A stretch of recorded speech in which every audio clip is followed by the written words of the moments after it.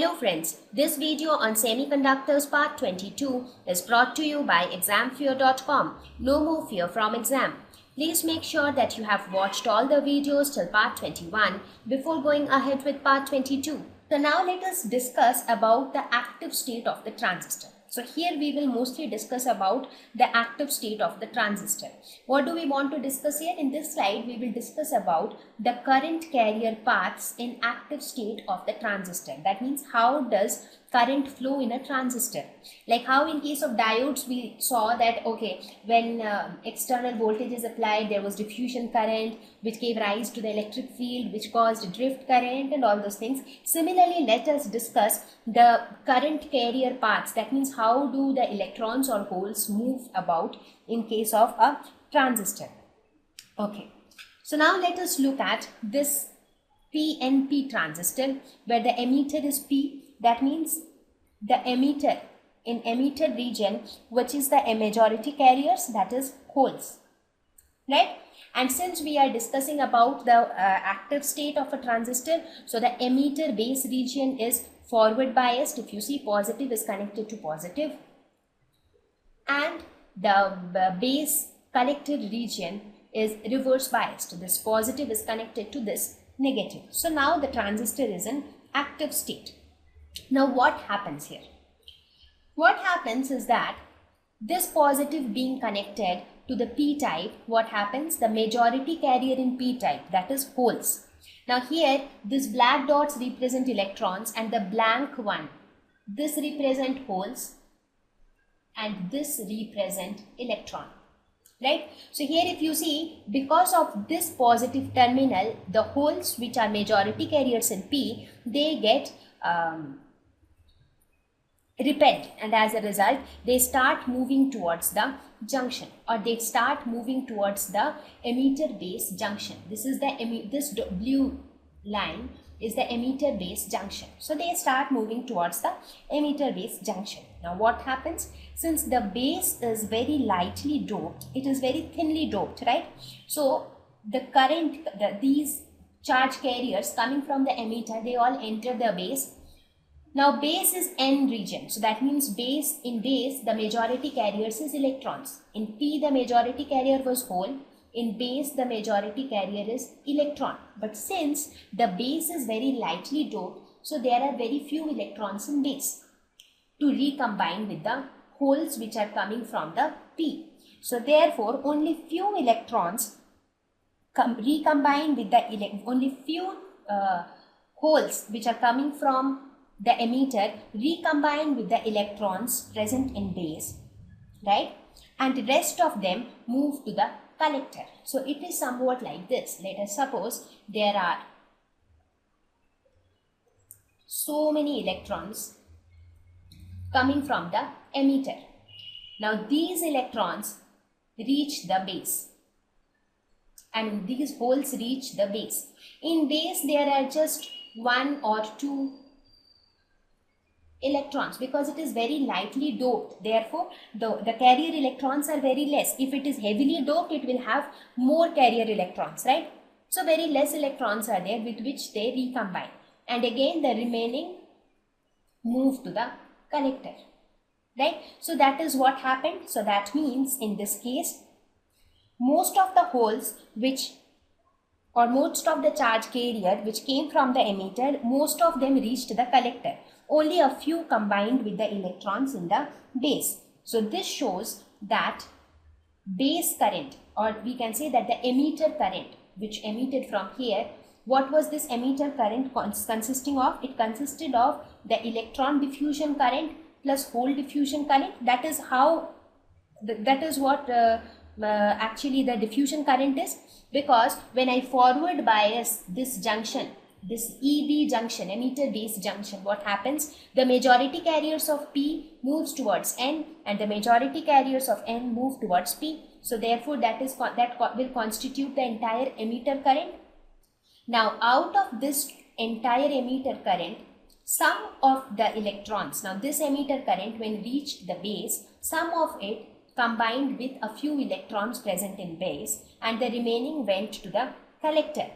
So that means the this IB, that is the base current, will be very small because very few recombination took place in the base region and the remaining went to the collector. So we can say that emitter current IE is equal to IB plus IC. But in this case, IB is very small. So we can say that IE is approximately equal to IC. There is not much difference between the collector current and the emitter current. So in this circuit, when this transistor is put into a circuit, this collector current becomes the output current and the emitter current becomes the input current. It is somewhat like this. You can visualize it like that, right? That whatever you are getting at the collector end, that is your output, and whatever you are providing at the emitter end is your input. So this is basically how the current flows inside a transistor. Okay, so now let us talk about the direction of the conventional current. Now in this case, what happened? What was the direction of the charge carriers?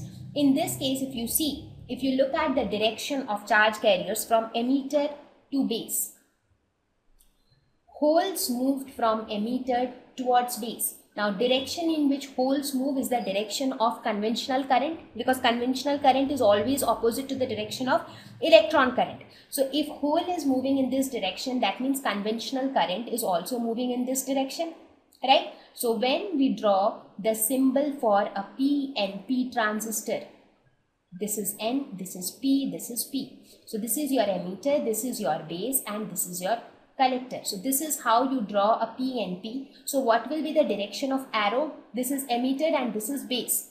Direction of arrow will be from emitter to base. So this is how you will represent PNP. Whereas if you want to represent an NPN transistor, in that case what would be the direction of arrow? Had this been, okay, we will discuss about the NPN transistor in the next slide. So I hope you understood how the current flow takes place in case of a transistor. Okay, now let us look at the NPN transistor here. In this case, what happens? This region N has majority of electrons, right? And it is positively and it is forward biased. So because of this negative voltage, all the electrons present here, they start moving towards the electron base junction, right? That is electron diffusion take place. Similarly, the holes which are present on the P side, they also start moving towards the N side. But in P side, if you see, there are only 2 holes, whereas there are so many electrons on N side. That is because the emitter is heavily doped. So it has more free electrons, but the base is lightly doped. So it has lesser number of majority carriers, right? So the current will be constituted, total current will be equal to the electron current plus the hole current. Now, whatever electrons enter into the base region, some very few of them will recombine with the holes present in the base region, and the rest of it will go to the collector region. So, IE is equal to IB plus IC. Now, IB being very small, we can say that IE is approximately equal to IC. So, in this case, what would be the direction, or how do we represent it symbolically? NPN transistor. If this is N, this is P, this is N, what would be the direction of conventional current? In this case, if you see, the electrons are moving from emitter to base, right? That means the direction of conventional current will be from P to N. That means from P to N. So this would be the direction of conventional current. So that is why we represent the arrow in this way in case of NPN and PNP respectively. So I hope I am able to explain you that how the charge carriers move inside a PNP and NPN transistor. Okay. Now also there are few more things to notice here, is that the potential difference which exists. Now as in case of a PN junction, there is always a potential difference between the P side and the N side. So here also that potential difference exists, and that is denoted by VEB. That is the potential between the emitter and base. Similarly, you have VCB, that is the potential between the collector and the base, right? So these are some of the small things which will help you to understand bigger concepts. Thank you.